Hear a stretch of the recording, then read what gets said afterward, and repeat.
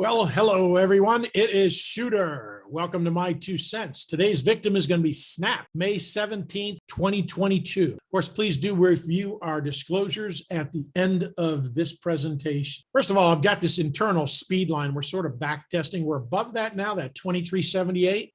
On top of that, I see this as a 2. We've got our drive 1, maybe. That is drive 1, and maybe a drive 2 down there. So we potentially could be looking at a 3 drive to a bottom here. Now, it's actually a pretty deep pattern. So, maybe we pop up here. I mean, we could pop all the way up and put this ABC in and then put a 3 and then go up and put our B in. Maybe something like that. Currently the count suggests that we're going to put in an ABC here. So this is an A, this is the B, and then C would be down over here. So it looks like it's going to continue to break down. That sort of follows along with the thesis that we have with Twitter and the bots creating fake advertising revenues. There's going to be a few people who, don't like that, of course. So, maybe a late mid-June at $60 would be the high side, which is pretty deep, to the upside as far as I can see. So that's the primary look. It just looks interesting here to me because if you catch it above the 200-day, at 29, so I'd target 29.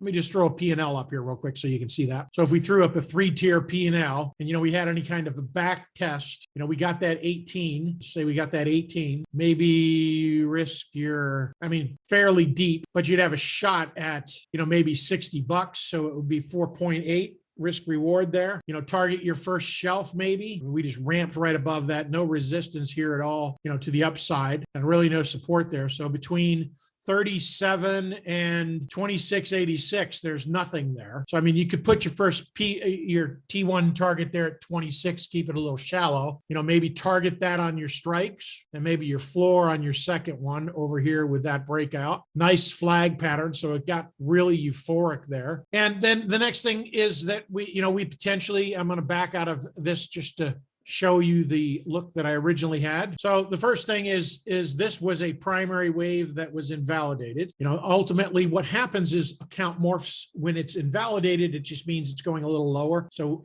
that's now morphed down to this 2 at 1471. So, but when we looked at our standard deviations at this count, we were still broadening, which is one of the reasons I used Bollinger Bands with fibs to give us that visual. Then our next intermediate wave long now is back down at 2095, which is the count we just put in. So right now it's not a primary wave setup, but an intermediate wave setup for a shot long at this 1. Then, we have our primary wave setup that's going to follow after this B. So once this B breaks down, ABC down to the 1471, that would be our next setup long. So just looking at that count, I think we have a decent shot at some upside. I think we're finding a decent bottom here. I'd like it, to be that XABC, and I just threw in the Keltner channel along with in the Bollinger Bands. That sort of gives me a visual of a squeeze. We're tightening up here. So, that indicates that we probably are going to put in lower prices. So we may get the 3 and then the bounce for that ABC is sort of my bias here. But the main thing that I see is the RSI. We have a confirmed low, divergent low, and we're really on our 3rd drive lower here. But we also could have an XABC pattern here, which I haven't thrown up yet. See what it tells us. So, it does show that we could potentially push a little bit lower on that. So, that 1471,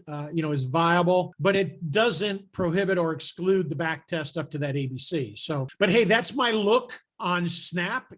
I get another push lower. I think I'll start scaling into something long, maybe try and sell some 15s and maybe put on a few 26s or 29s, maybe out in August. See if we get any kind of rally. This looks to me like one might be coming out. So great trading until next time, folks.